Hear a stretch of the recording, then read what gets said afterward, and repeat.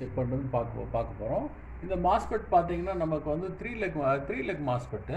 இது வந்து லோடுக்காக கொடுத்துருக்க மாட்டாங்க, சுவிட்ச் பண்ணுறதுக்காக யூஸ் பண்ணியிருப்பாங்க. இப்போ மோஸ்ட்லி இந்த எஸ்ஐஓ இருக்கு பாருங்க, சூப்பர் ஐஓ, இது வந்து ஒரு மைக்ரோ கண்ட்ரோலரு. ஸோ இது என்னேபிள் டிசேபிள் பண்ணுறோம், வோல்டேஜ் என்னேபிள் டிசேபிள் பண்ணோம். ஸோ அதோடைய ஃப்ளோ கனெக்டிவிட்டிக்காக கொடுப்பாங்க. இந்த இதெல்லாம் பார்த்தீங்கன்னா கூட உங்கள் கனெக்டிவிட்டியில் தான் இருக்கும். ஸோ இந்த மாஸ்பெட் வந்து நமக்கு Qன்னு எழுதியிருக்கோம், Qன்னு போட்டிருக்கோம். நம்ம இந்த உள்ள Q1902 இதை வந்து நம்ம செக் பண்ணுவோம். ஸோ மேலே வந்து இது வந்து கேட்டு, ட்ரெயினு, சோர்ஸு. இப்போ நம்ம வந்து சோர்ஸு, ட்ரெயின் இதில் வச்சுக்கிறோம். வோல்டேஜ் இது பாருங்கள், ரெசிஸ்டன்ஸ் பாருங்கள், டயட் மோடில் வச்சு பண்ணணும் ரெசிஸ்டன்ஸு. ஸோ இதில் வந்து ரெசிஸ்டன்ஸ் வந்து பார்த்தீங்கன்னா 541 வருது, 541 வருது. ரிவர்ஸில் வச்சு பாருங்கள், ரிவர்ஸில் இங்கே பாருங்கள் ஓஎல் ஐ வேல்யூ வருது. ஸோ இப்போ இந்த மாஸ்பெட் வந்து நமக்கு சரியாக இருக்குது. ஏன்னா கேட் வந்து பொதுவாக ட்ரெயின் சோர்ஸில் கனெக்ட் ஆகாது. சிக்னலில் வோல்டேஜ் வந்தால் தான் நமக்கு வந்து கம்யூனிகேட் ஆகும், ட்ரெயின் டு சோர்ஸ் கனெக்ட் ஆகும். இதோடைய கரண்ட் வந்து பார்த்தீங்கன்னா நமக்கு சோர்ஸ் டு ட்ரெயின் போகுது. என் சேனல் மாஸ்பெட்டு சோர்ஸ் டு ட்ரெயின் போகுது. இதுதான் வந்து இந்த ரெண்டு மாஸ்பெட்டு ஒரு காயில். ஒரு அவுட்புட்ன்றது வந்து என்னென்னா 2 மாஸ்பெட்டு, ஒரு காயில், ஒரு ஐசி.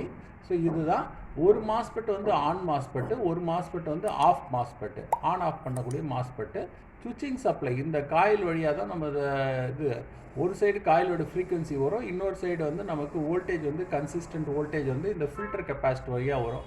இது வந்து பொலாரிட்டி கெப்பாசிட்டி ஸ்டோரேஜ் ஆகும். இதில் வரக்கூடிய கரண்ட் எல்லாமே ஸ்டோரேஜ் ஆகி நமக்கு ஒரு மேஜர் ஐசி, சிப்செட் ஐசிக்கு ஃப்ளோ ஆகும். இதை நம்ம செக் பண்ணுறதுக்கு முன்னாடி 8 லெக்ஸ் போட்டிருப்பாங்க. இதில் வந்து 4 லெக்கு ஒன்றா போட்டிருக்காங்க, ஏன்னா 4 லெக்னா ட்ரெயின் இது. ஸோ ஆக்சுவலாக ஸ்டார்ட் ஆகுறது வந்து 1லேருந்து ஸ்டார்ட் ஆகுது. 1 2 3 சோர்ஸு, கேட்டு, 5 6 7 8, மொத்தம் 8 பின்ஸு.